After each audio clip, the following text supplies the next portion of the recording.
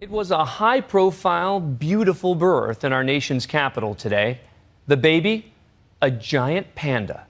Cute, seemingly cuddly, and yet these pandas may just be the least adaptable animals still on the planet.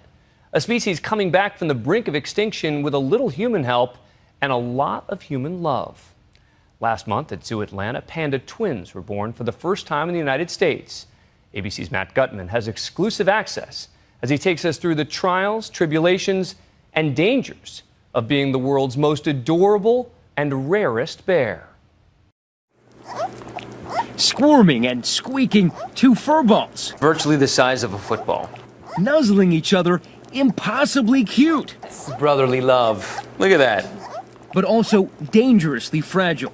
ABC News got exclusive access to the nursery of the only panda twins in the country. That should be illegal, that cuteness. Here at Zoo Atlanta, and to their routine, in which a team of vets, led by Dr. Haley Murphy, Oh my God. weigh, Wow, over 3 pounds. measure, and examine these still tiny giant pandas, He doesn't even have any hair in his tail yet. which for now they're calling Cub A and, you guessed it, Cub B. This is extremely unusual. Very unusual. These are the only panda twins to ever survive in the United States, Ever. ever.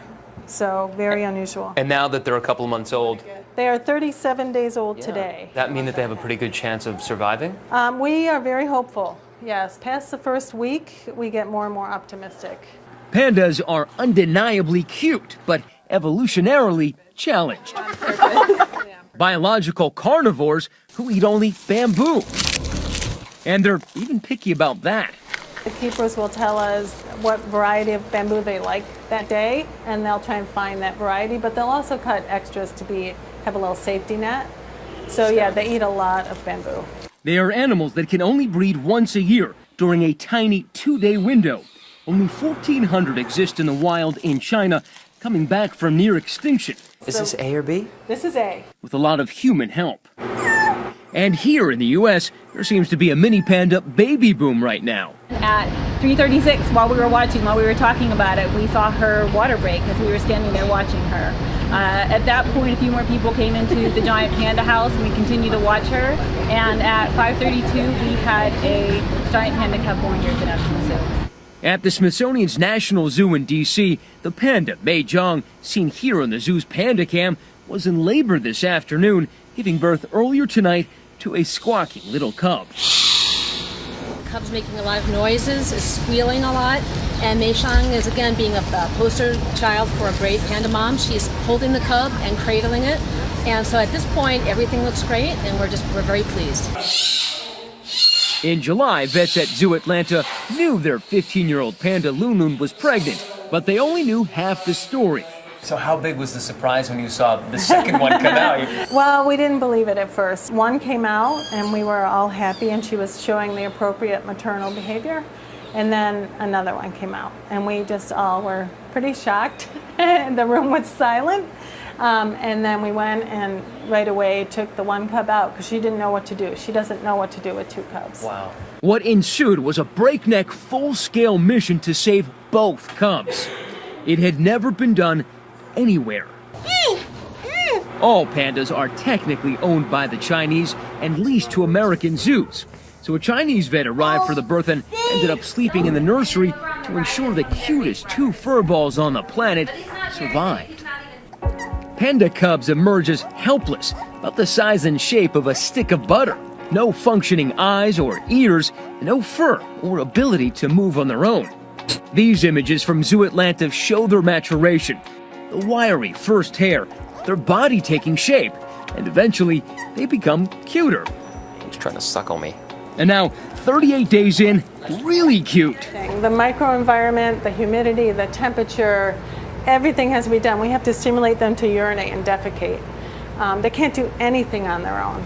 But the vets here are so zealous about their baby panda's biosecurity, there's a strict sanitary regime. We're going to have you wear special scrubs. Okay. Shower in to wash Shower? off any germs. Yep. Every time you go in and out, you have to shower. Yes. And we're trying to keep them as safe as we Cleanest can. doctors around. I did as I was told. All right, all refreshed? I'm totally refreshed. Then the whole ABC News team had to slip on booties. It went better for the crew than it did for me. Was I supposed to not sit there? I hope you're rolling on this. Inside the nursery, rubbing alcohol flows freely. For hygiene, of course. And you'll need to take your watch off too, because we don't know where that band's been. We use this on our hands almost constantly in here, because it's really strong. It kills most things. Each cub gets a few hours with mom, Loon Loon, before he's swapped out and eased back into the incubator. It is undeniable they are irresistibly cute. Oh, yeah, stretch. Oh. I even got to lend a hand. They're not soft. They're not soft. No. Trying to flip them over? No, I'm just feeling his tummy. Okay. So, Amy, you want to help me with the measurements? I can help you. You can help me. I'm not letting go of the panda. Okay. So just hold him steady, right? Do you want me to physically hold him down? Well, he's not going to jump or Okay, anything. just like that. Just make sure he doesn't go off the table. The other thing we need to do before we put him back in is get his temperature. Here, hand me the... Great. Is it the same way you take a baby's temperature? No. Okay. Well, I don't know. How do you take a baby's temperature? In the butt? An infant in the butt. No. Okay. We do the armpit. When they were really little... It's much more humane. So you're one of the only people in the world who's ever touched a baby panda It's cub. an amazing thing. Is it hard not to become attached to them?